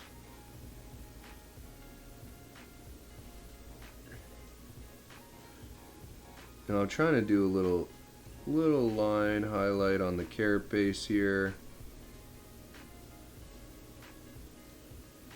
See if we can get this camera to focus a little bit better here. Oh, I keep doing the same damn thing. There we go.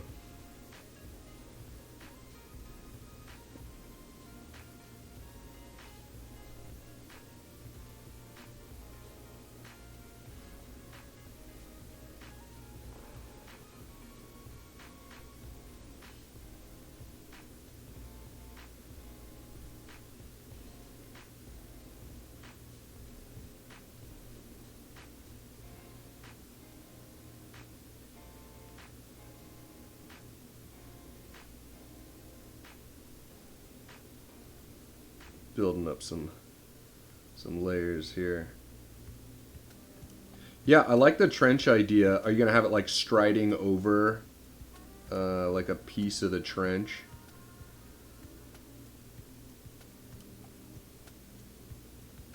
Because that would be sick.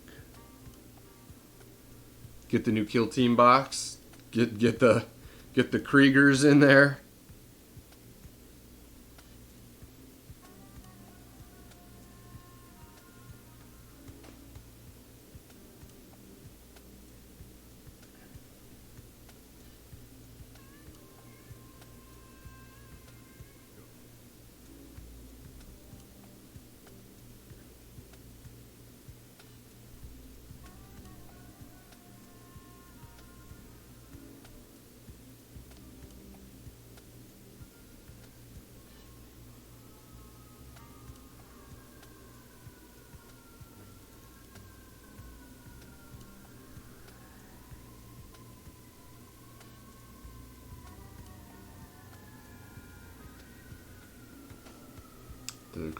But I'll wait till they're separate.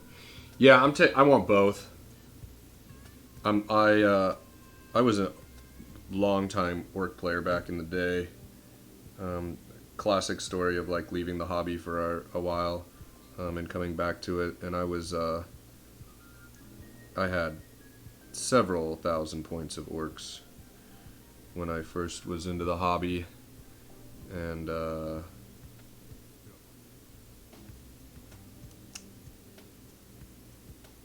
almost got right back into them when I came back to the hobby, and was like, you know what, maybe try something else. But then I saw the new Commandos, and Commandos have always been one of my favorites of an orc unit, and I was like, dude, these are way cool. I'm a get into that. Plus, I actually really like. I really do like Kill Team. Kill Team got me back to the hobby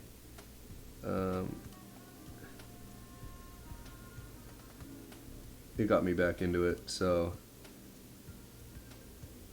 there's a soft spot in my heart for Kill Team, and it's just a little faster. It's a little more zoomed in. You can build a little bit of a relationship sometimes with some of your little toy soldiers. Something I appreciate about that.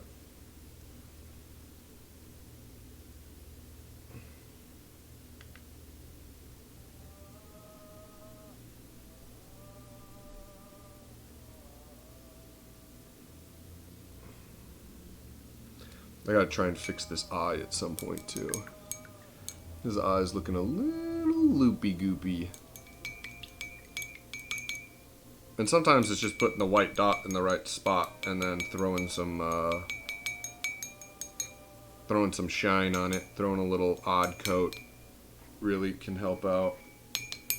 Making an eye look like an eye. Cool. Yeah, I love that you've been really into the hobby of the thing.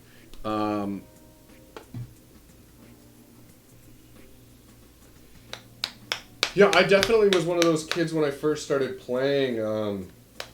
I liked the concept of painting, but one, I was just a little too ADD, too young, and three,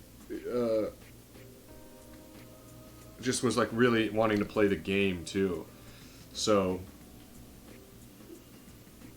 I mean, I played a lot of gray plastic orcs. As I was like painting them. My orc army was never completely painted. Again, it was like 7,000 points. I definitely had 2,000 points painted. But the whole thing was, it was never like, all of my orcs are painted. But even by the time I'd left, like, doing that thing, that was never, that's not what happened.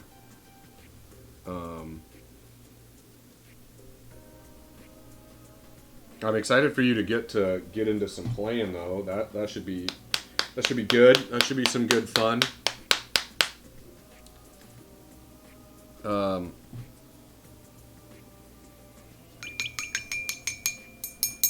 Blood Angels, interesting space.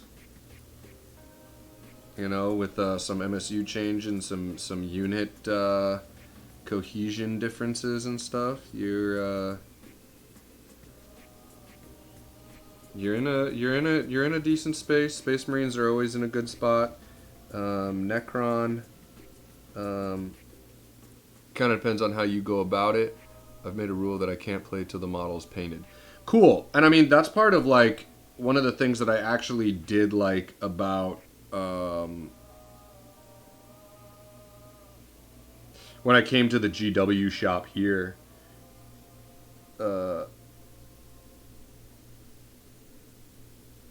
It has to be, you gotta be painted to play. And, at first I was like, man, that's kind of harsh. And I was like, yeah, but then, you know, you really are suspending, like, able to suspend the disbelief and, like, get into the hobby and, like, really enjoy the game for what it is. So it's a decent rule. It's been a long time since I've played anybody but my wife here in the US. A whole bunch of our stores and stuff have been on, you know, a lockdown, so, and you can barely even tell that I'm painting those yellow on the stream right now.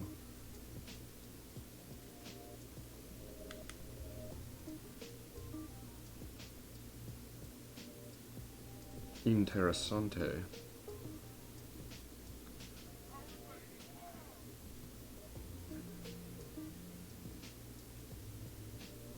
I like that this stuff is about dry, so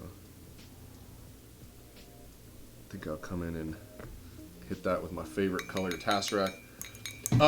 She plays Daughters of Cain. She just has one. She's just man, she's a med school student, so you know, she has loads of time. When we were getting into it when I was getting back into it and she was getting into it for the first time, she was trying to figure out what she wanted to play. So she's playing DOK, but she also has a little bit of an interest in either, you know, Nuns with Guns or the Drukhari as well. So we'll see how 40K kind of shifts. She is an elf, an AA elf fan. You know, aesthetic wise, and then seems she really likes the way they play as well. They have a great hit and run, big brain sort of strategy to them in general. Elves do, so that like lends itself to what she likes to do, and that's pretty sick. 40K, I have Demons of Nurgle, I have Death Guard, Imperial Guard, and Gene Stealer Called. That is. This is my Nurgle Demon scheme. Is the like kind of brownish.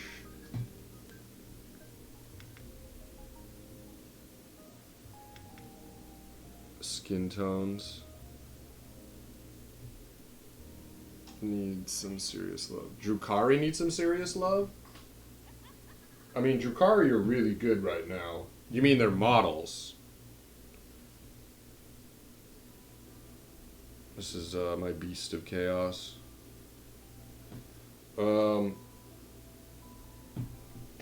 Yeah, I mean,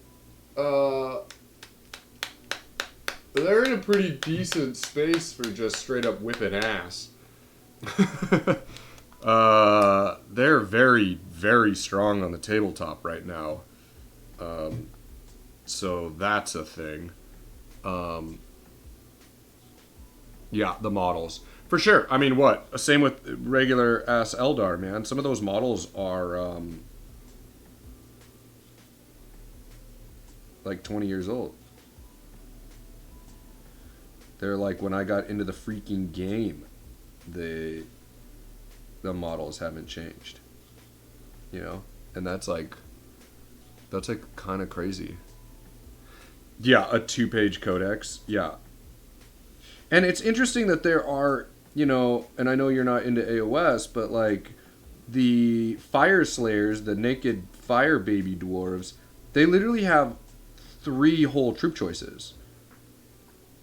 And not like troops as in basic troop. They have 1 basic troop choice, and then they can choose from 2 elites.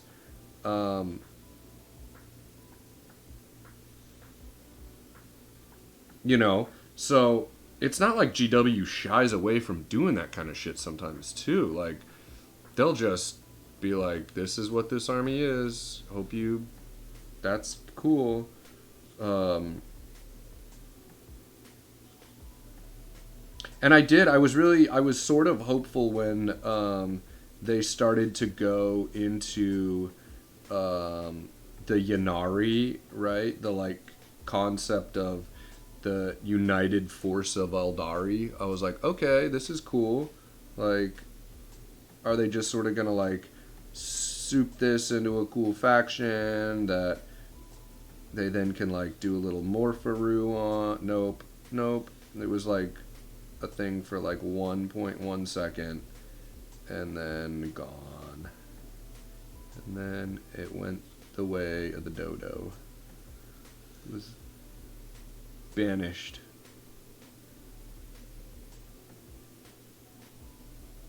Banished from actual existence.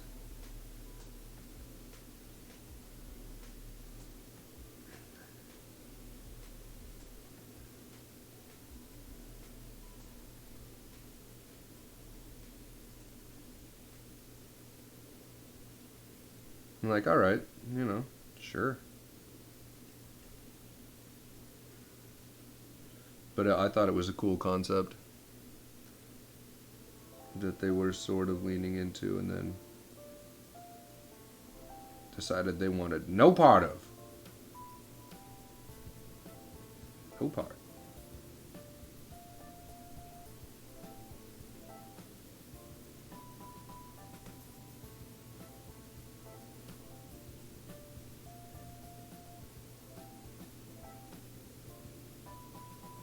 And I mean, if we go back in time, I was a little bit of a fan of squat. Like I liked the concept of a space dwarf, sort of. I don't think they have to necessarily do a space dwarf, but I think that part of an archetype, and not the like we're engineers, like yeah, I guess not just like classic dwarf, but sorry, dude, enjoying the chat, but need to go bathe the kids, etc. Nice chatting. And when you and I stream, so I stream every day, Monday through Friday at this time. Like I said, I'm having a special guest on tonight, but Monday through Friday you can find me doing this. Have a great night, Pearl Jam, and I'm actually dipping off here in probably about 10 minutes myself to go do some things. So pleasure meeting you, and I'll catch you around the ether sphere. Wow.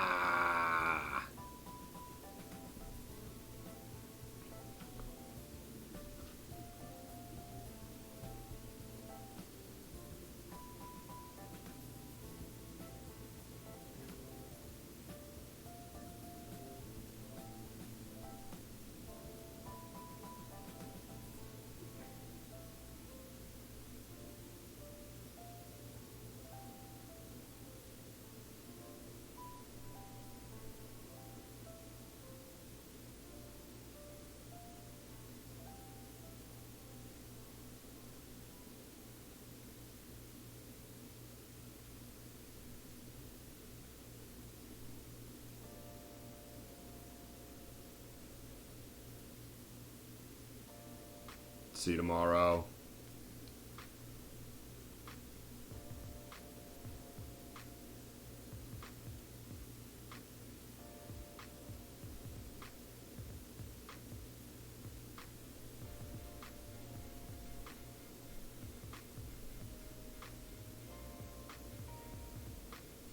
Just trying to get some of these little dots and watts done.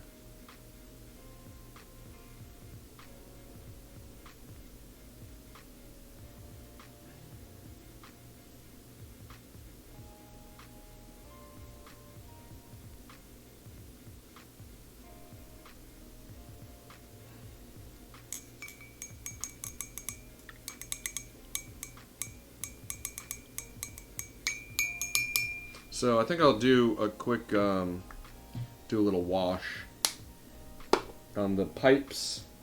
The pipes are gone. On his little hose, flesh hoses. Ooh, that sounds dirty. Give him the flesh hose. The flesh hose.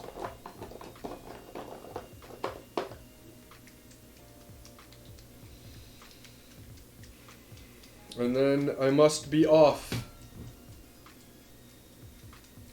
So we'll get this painted on and then I'm out.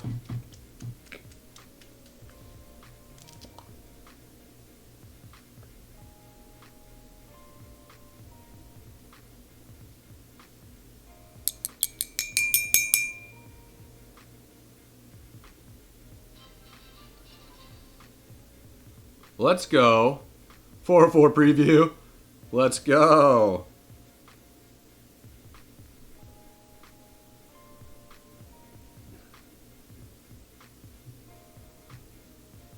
Hello, welcome to the show. Just getting our paint on. Getting these tubes tubed.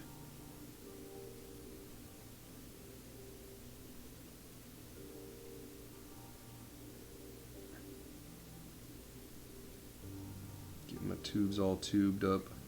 But it's not a thing about making it accurate. It's about making it feel right. Right, and it's just a little bit different color than the body. Just a little. Not a lot. Just the tiniest tiniest, babiest bit of different.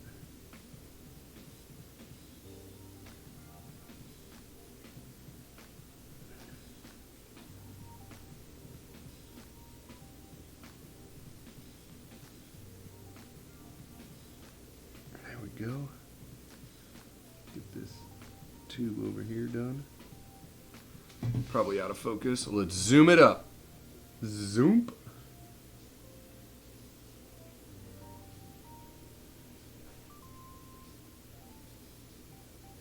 If it's an accident, there's an error that's used. Boom, in focus.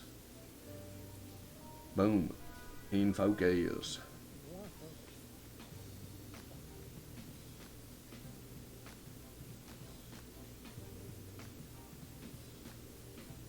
Plow.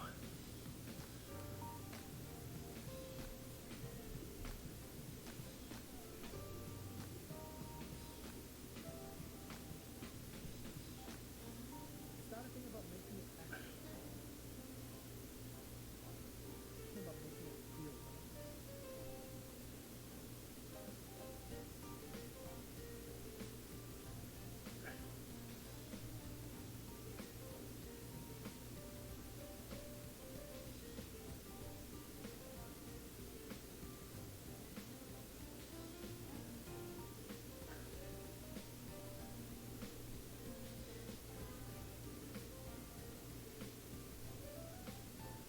Getting in there and bruising this close meat. But it's not a thing about making it accurate.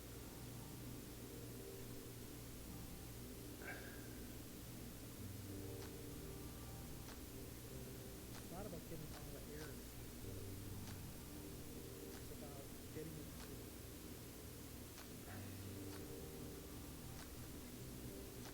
through. That looks cool down there.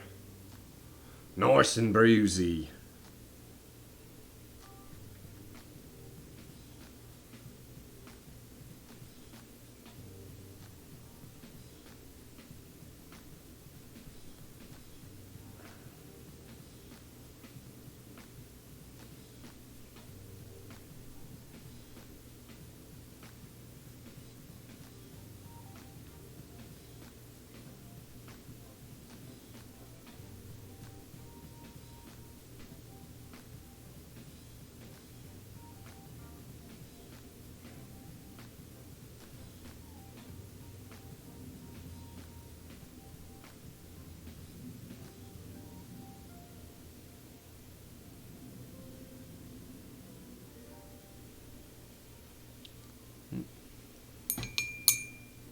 If it's an accident, there's an error that's used to leave it in.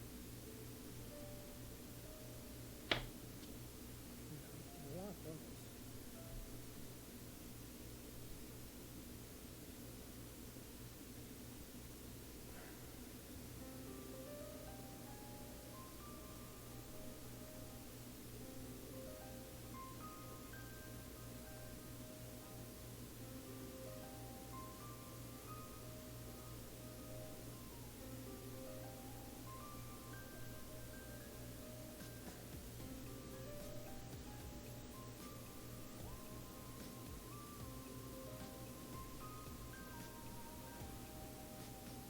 Yeah, that looks great.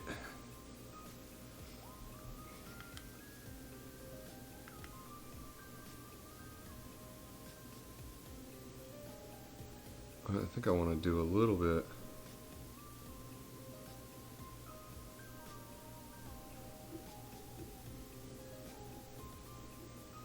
Of this right along. Time is it? 56? Gotta be mindful of the time. Right along here. Right into here.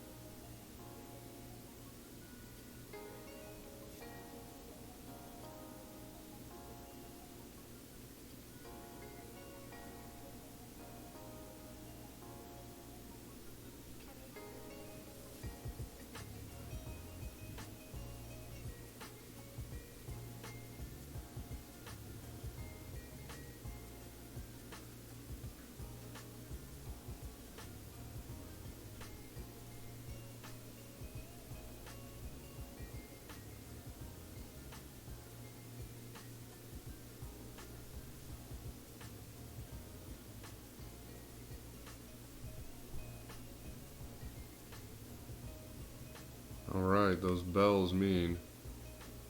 It is time.